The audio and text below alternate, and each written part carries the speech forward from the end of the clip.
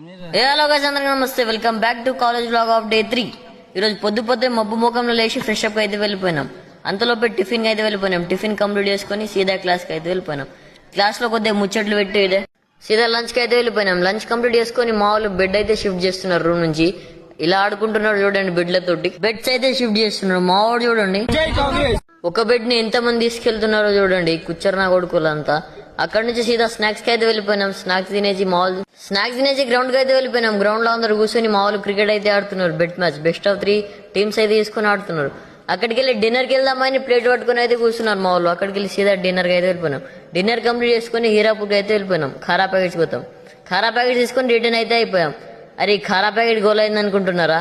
లా డిగ్రీలు చదివిన ప్రతి ఒక్కడికి అడగండి భయ్యా, ఈ ఖారా ప్యాకెట్ వాల్యూ ఏందో, స్పెషాలిటీ ఏందో. అక్కడ నుంచి బిల్డింగ్ పైన ఖారా ప్యాకెట్ అని మొత్తం తిని డే అయితే ఏం చేసినాం.